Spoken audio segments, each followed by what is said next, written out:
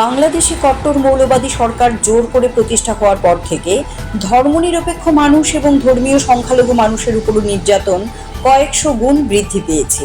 সেই সঙ্গে প্রাচীন ঐতিহ্য, বিভিন্ন শিল্প সংস্কৃতির উপর হামলা চলছে প্রতিনিয়ত।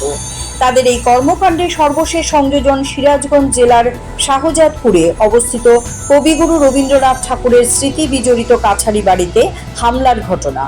লজ্জাজনক এই হামলার প্রতিবাদে শনিবার বিজেপির উত্তর জেলা কমিটির উদ্যোগে জেলার অন্তর্গত রাগনা সীমান্তে একটি প্রতিবাদ কর্মসূচির আয়োজন করা হয়।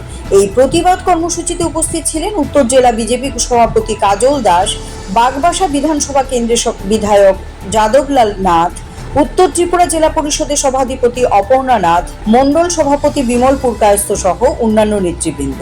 ধর্মনগর শহরের পার্শ্ববর্তী ইচাইরপাড় 1 নম্বর ওয়ার্ডের অঙ্গনারীর সামনে থেকে একটি প্রতিবাদ র্যালি বের করা হয়, যা রাগনা ভারত বাংলাদেশ সীমান্তে পৌঁছালে উপস্থিত পুলিশ টিএসআর বাহিনী ব্যারিকেড দিয়ে বিক্ষোভকারীদের আটকে দেয়।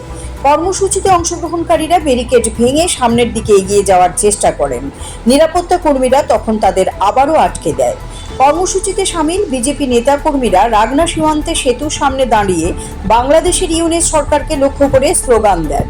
পাশাপাশি র্যালিতে অংশগ্রহণকারীরা রবীন্দ্রনাথ ঠাকুরের প্রতি শ্রদ্ধা জানিয়ে এবং হামলার তীব্র নিন্দা জানিয়ে slogan then.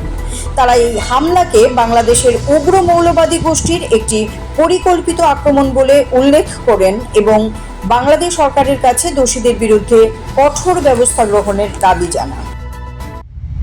CRI TV, channel for news and entertainment.